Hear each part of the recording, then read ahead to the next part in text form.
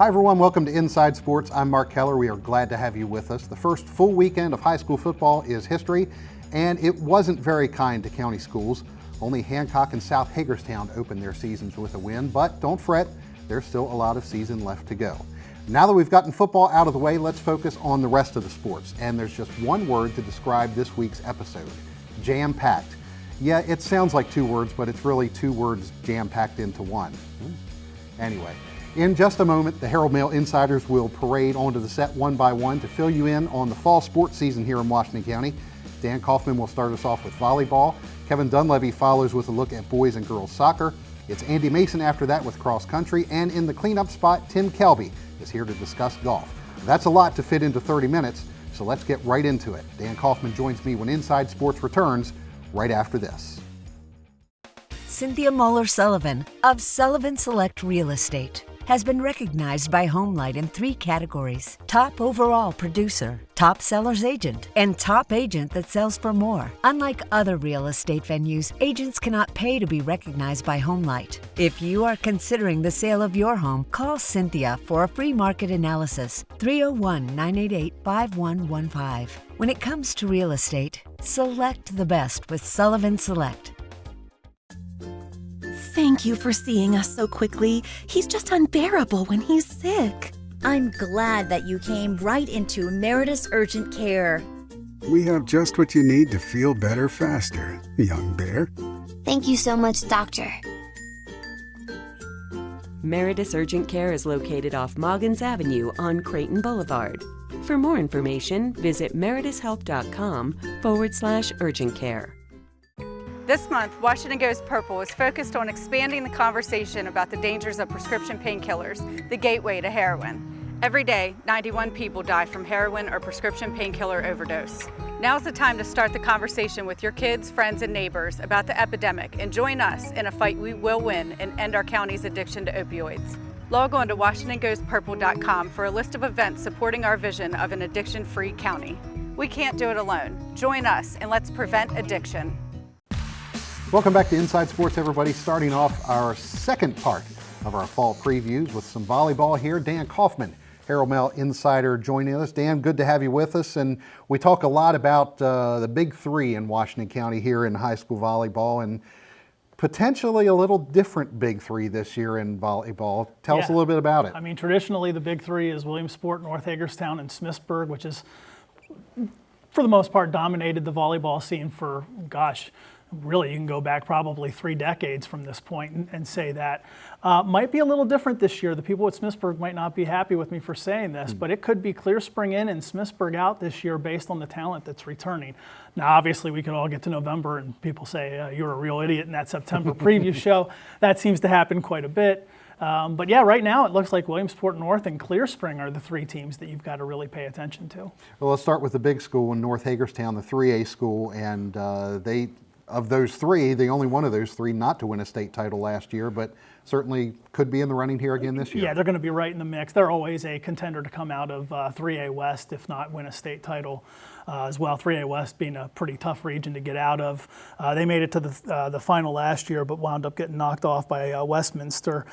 They only have 3 returning starters, but they're 3 big returning starters. They're all county first or second team honorees in Drew Wallach, Katie Jordan, and Chloe Coulter. They've got offense covered. They've got defense covered. They're always strong defensively no matter who they have back. Coach Crawford does a great job teaching the fundamentals, especially on the back row. They're always sound back there. They've got weapons. They need to replace their setter. They graduated a very, very good setter from last year. It was an all-county first-teamer. So that'll be a challenge. Claire Neppers, the girl who graduated. But North's going to be very strong again. You mentioned coaching, and that's something that I think will kind of run through the entire thread here. Yes. Coaching always excellent here in Washington County. Let's go to the 2A champion from last year, state champion Williamsport, and again, tell us what they've got coming back and what their shot is. Well, the one thing that I've been impressed with Williamsport is 2 of the last 3 years they've won state titles. Those are the 3 years that Karen Moyer's been in charge. That team peaks come playoff time. Not always been the best regular season team of late, but they're always right there in the playoffs. Now, they did lose a major. They lost last year's Player of the Year in Kiara Lewis, who was tough to replace because she was so good everywhere on the court. But they have 4 returning starters back, and they're all going to play significant roles in Lakin Michael, Mackenzie Shank, Lauren Talton, and Mackenzie Pryor. Pryor, specifically as a sophomore, is getting some national attention. She's on a bunch of watch lists, and she's somebody that a lot of people believe is going to develop into a star. But again, she's only a sophomore. I don't want to put too many expectations on her. But yeah, I mean, the cupboard's not empty. Jenna Shank and Reagan Morris also return, and they showed some flashes of potential last year as well. They've got championship experience. And again, man, when it gets to November, they seem to flip a switch. So again, they're going to be a very tough out for anybody in the playoffs.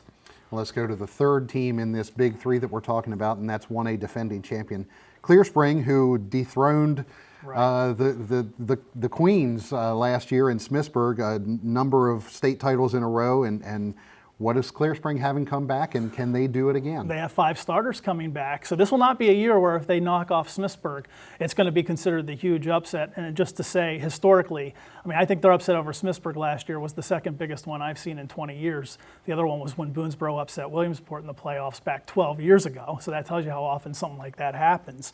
But yeah, Clear Spring has 5 returning starters. Olivia Kirby was an all-county first-team kid last year. Valerie Dean and Kylie McHenrick were second-team honorees. They've got a tremendous libero back in Mackenzie Slow. Mackenzie Morris comes back. She helped set last year. She's going to do more of the setting duties this year. A championship experience, more confidence, especially in the regular season. They're going to have more confidence this year knowing what they've already accomplished. Yeah, I mean, the pieces are there. It's just about putting it forward consistently. And we're going to have live broadcasts of all 3 of those teams this year. We're going to see North Hagerstown against both Williamsport and Clear Spring in back-to-back weeks later on in October. So another team that we don't often talk about come volleyball time is one that you have kind of high hopes for, so to speak, and that's South Hagerstown. Absolutely. They have 6 returning starters back. This is a team that improved greatly last year. Coach Taylor Ganley, who of course has her roots under the Smithsburg tree, having played there and been an all-county first-team setter for Smithsburg when their championship run of late started. She's really done a great job bringing this team up. Sadie Leisinger's a 2-time all-county first-team star in the middle, big hitter, big offensive weapon for them. They've got pieces back around her when you consider Kenzie Wright, Katie Amaguana, Maddie Baker, Cheyenne Price, Emma Wade. These are all players who have been through it as starters already.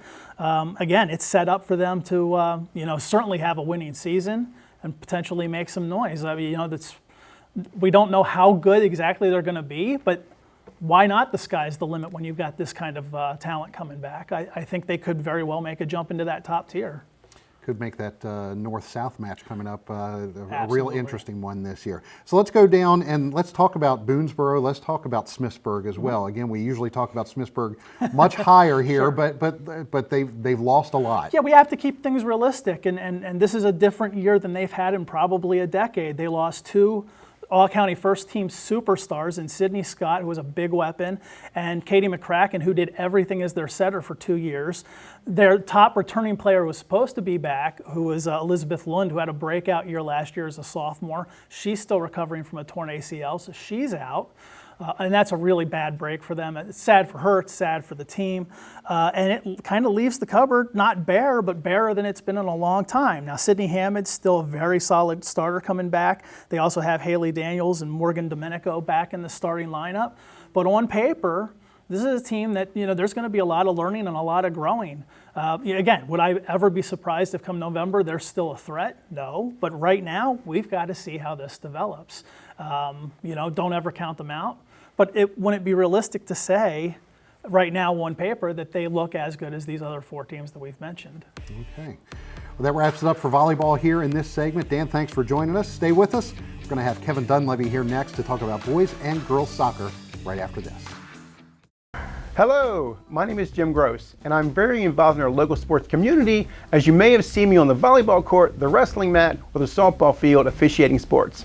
I'm also the broker and owner of Absolute Real Estate, as I've been making it easy for over 20 years in Washington County for people to buy and sell homes.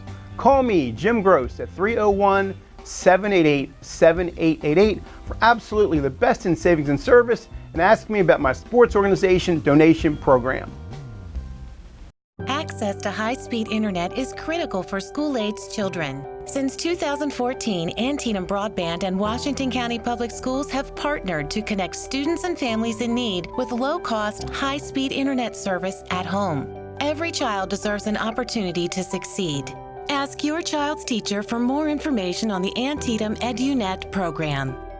A message from Washington County Public Schools and Antietam Broadband.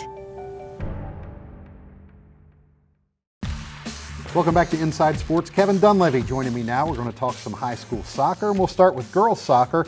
And Kevin, things look loaded in Washington County this year in girls soccer as far as public schools go.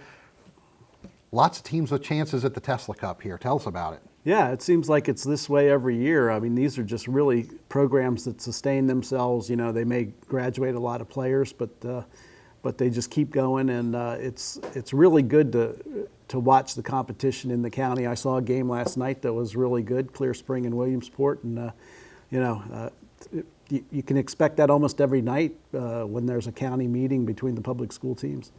Well, tell us about those two teams, because I know those are two of the teams that you mentioned as having a shot at winning the Tesla Cup. Williamsport winning that match in overtime, and what did you see in that? Who stood out? It was one of those games that Clear Spring probably had the best of it as far as possession-wise and more opportunities, but Williamsport really took advantage of their few opportunities, and it was a very defensive kind of game. It was played in the middle of the field. The goalkeepers had 6 and 2 saves. So it was one of those that it was teams that were kind of playing conservatively, I think, trying to keep the others off, keep the other team off the board and limit the chances.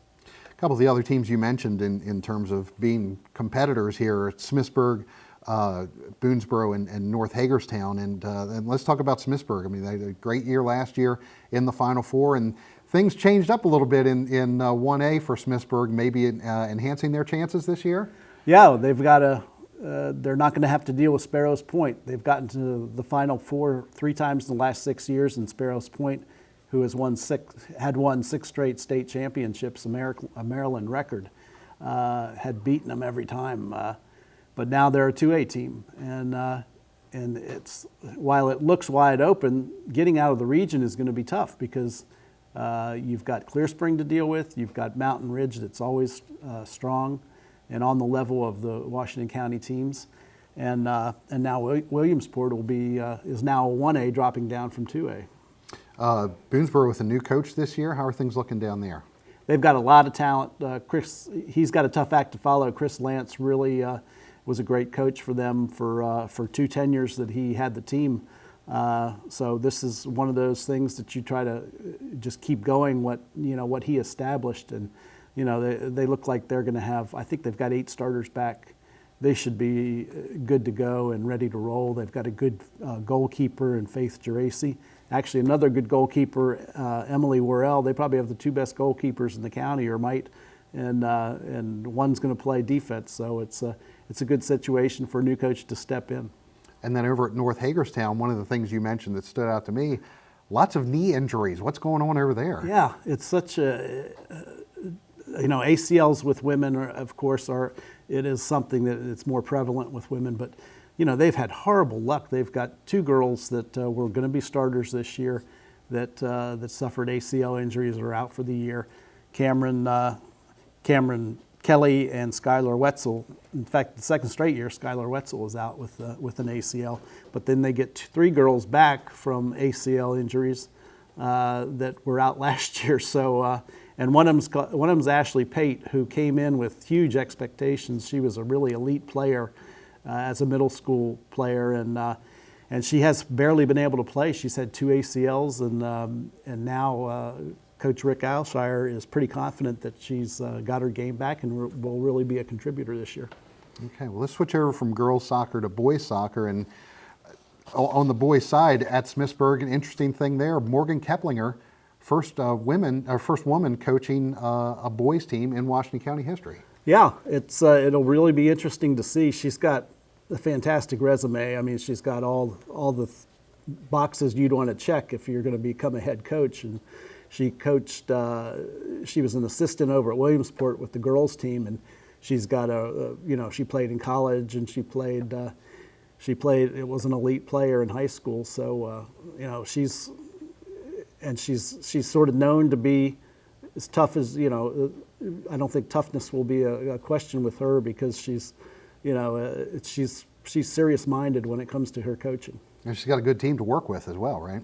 Yeah, they got 9 starters back, and it wasn't a very good team last year, but with 9 starters back, you got a lot of veterans there. The one unfortunate thing is a transfer, Brandon Fink, the only guy on the all-county team back this year. Everybody else was a senior. He transferred from Smithsburg to Boonesboro. He's now kicking for the football team and playing for Boonesboro, and he'll lift their fortunes because he's really tough. He can really guide a defense all by himself, pretty much. Let's look at the Tesla Cup over on the boys' side, and you mentioned 3 teams with a real good shot there: Williamsport, Clear Spring, and North Hagerstown. Tell us about the chances for each of them.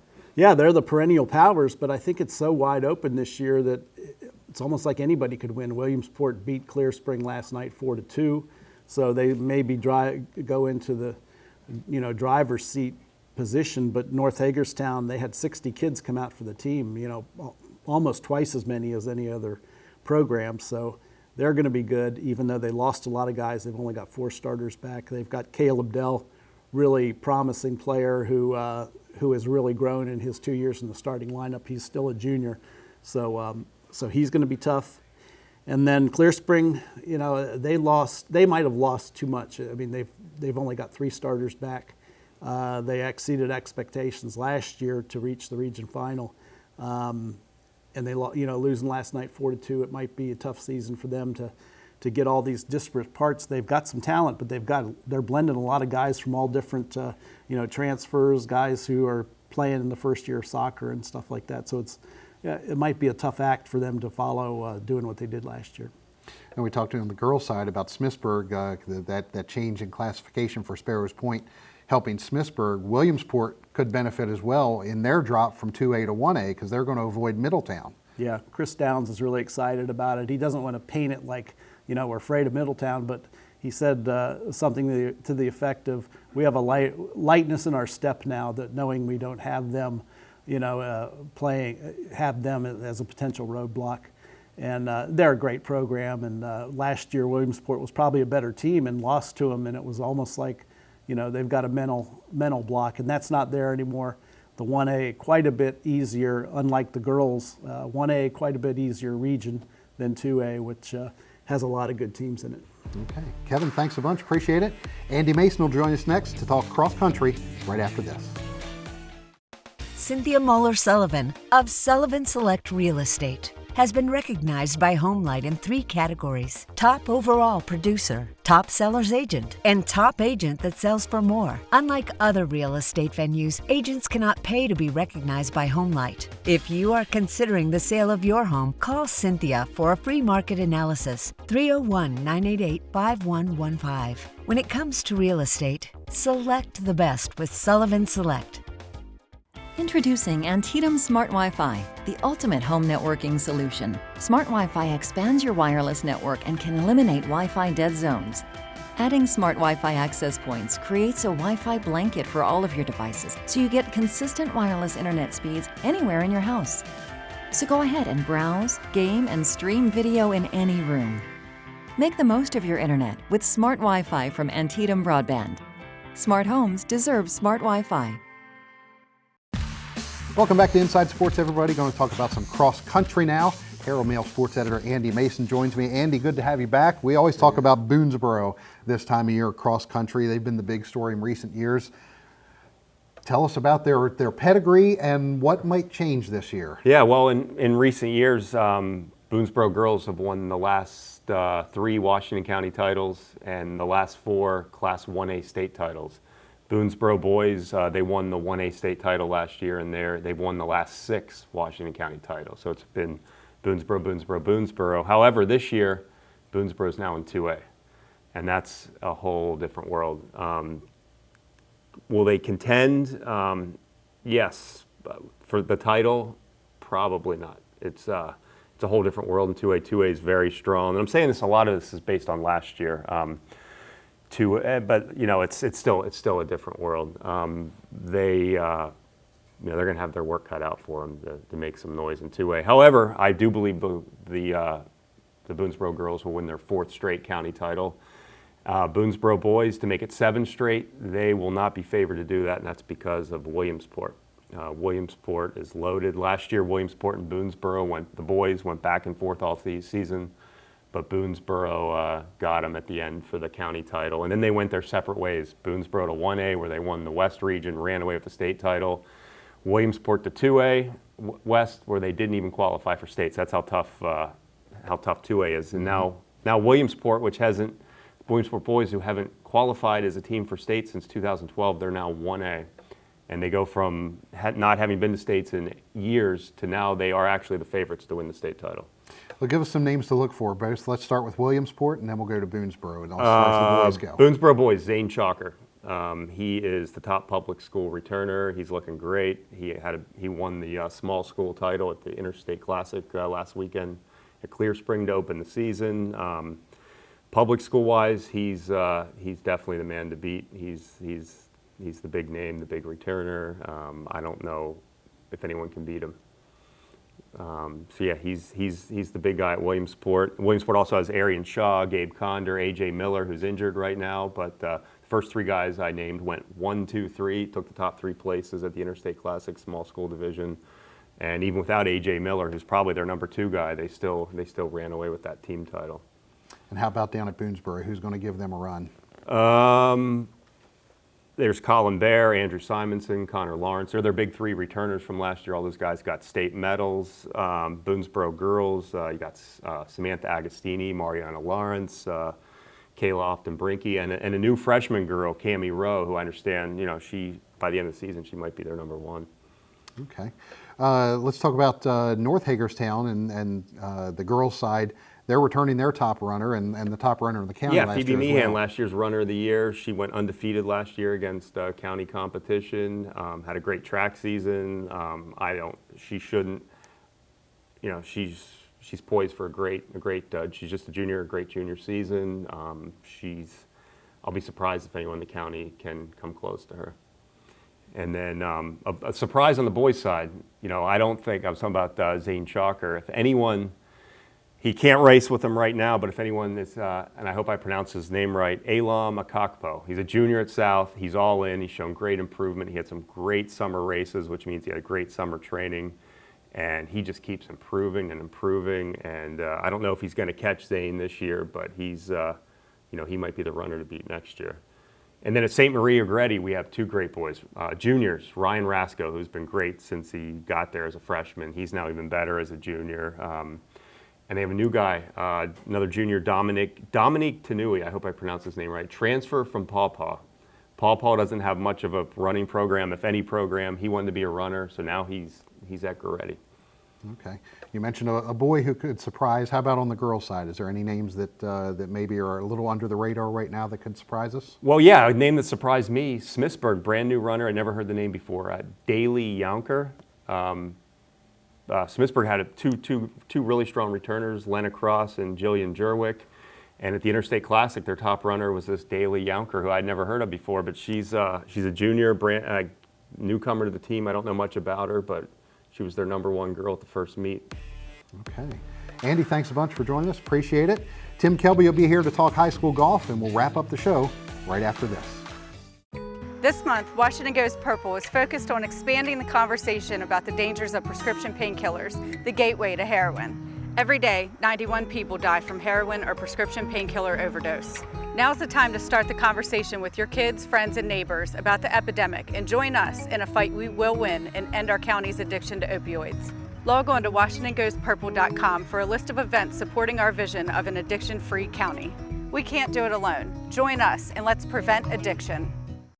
Hello, my name is Jim Gross, and I'm very involved in our local sports community, as you may have seen me on the volleyball court, the wrestling mat, or the softball field officiating sports. I'm also the broker and owner of Absolute Real Estate, as I've been making it easy for over 20 years in Washington County for people to buy and sell homes. Call me, Jim Gross, at 788-7888 for absolutely the best in savings and service, and ask me about my sports organization donation program. Welcome back to Inside Sports. We're going to close things out for this episode with high school golf. We bring in Herald Mail insider Tim Kelby for that. Tim, welcome back here, and not so much a preview of golf here because they're already a couple weeks into the season of high school golf, but let's get into it a little bit, and we'll start with the Boonesboro Warriors. They're coming off a great season last year, great showing in the district tournament, great showing in the CMC. And they've got some players back, and starts with Jackson Schultz. Yeah, right? Jackson is back after going to the States last year. He had a good regular season, qualified. Then he was disappointed with his performance down at College Park and didn't make the cut. But he should be a sure bet to come out of districts this year. He's had a couple of good rounds so far, a pair of 36s, one over 37, so he's off to a good start. Then they've also got Trey Collier, who has improved immensely over last year, probably cut about 6-7 strokes off his game. And along with a third player, Morgan DeHoff, he has a season best 38 so far. And then in high school golf, that's what you need when you got 4 scores that count on a team basis. If you have 3, you're in pretty good shape. So how does that bode for them as far as qualifying as a team for the state tournament? Well, I think, again, it all goes to the day of the districts. You never know how they're going to wake up. You never know how they're going to swing the club. And they get out there and they've got some tough 1A, 2A competition that comes in. And of course, Black Rock is, compared to Maryland and where you have to go and play, it's easy to qualify there and tougher to play down at Maryland. So I think they'll qualify as a team. I think they've got a good chance to do that. Let's go from Boonesboro to South Hagerstown, where they're returning another a state qualifier as well. Yep. Let's tell us about now, that. I don't know if they have enough to go as a team, but I think certainly that Lexi Parrott can go as an individual once again. She's had a couple of good scores, but they've been on the small course like Hagerstown Greens. But then again, they've only had 2 matches so far this year. They've had 3 postponements. But Lexi's used to playing the bigger courses during the summer. So she's capable of scoring in a lot of places, and I think she'll represent South well. Tell us about some of the other individuals in Washington County as well. Who do you see as possibly having a chance to come up and make a little bit of noise? Well, again, it goes to how they're playing on any given day. I think there's a couple of players at Smithsburg.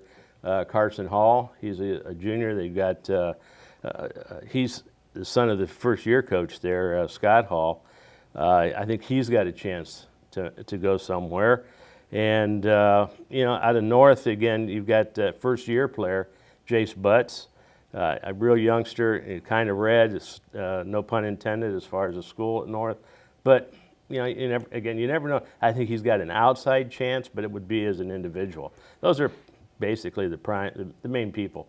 We don't want to forget about the private schools as well. So tell us a little bit about St. James and St. Maria Goretti. Well, St. James has got a lot of promise to make a challenge in the MAC this year. They've got Will Hurdle back and Frankie Corsi, who started off with a 40 in one of his 2 matches. And they've got a Hagerstown kid, Reiser, should come out pretty good if he's on his game. So again, they've got 3 people out of the 4 that can score for him. So I'm sure that Coach Yerge is looking for some good things for the Saints. As far as Goretti, they lost a pretty good player in Cameron Cubbage. She's playing college golf now at York. But they do have Owen O'Connor back, and he's had a good start. He's had a pair of 38s in their first 2 matches. So he should lead the way for Goretti. Going back to the public schools, as we mentioned, the season's been underway for a couple weeks. Mm-hmm. We're less than 2 weeks away from districts for 3A, 4A. Yeah, that's the problem with the scheduling. But you got 2 weeks, September 24th, 3A, 4A, and then a week after that you have the 1A, 2A. And then you got to wait a whole month before you go to the state tournament. Your game can be completely different where it doesn't make any difference what you've done. But then you've got the CMC championship on the 8th, and then you got the Washington County championship on the 15th before the states. Those being played? Black Rock. At Black Rock. Okay. As always. All right. Tim, thanks a bunch. Appreciate it. See you. That's going to do it for us here for Inside Sports this week. My thanks to Tim, as well as Andy, Kevin, and Dan for joining us here for this episode. Don't forget to look us up on social media as well. On Twitter, we are at Inside Sports OL. On Facebook, Instagram, and Snapchat, it is at Inside Sports Now. Have a great weekend, everybody, and we'll see you back here next week on The Inside. Hey, your sisters and your brothers, your haters and your lovers, you gotta get up in the streets.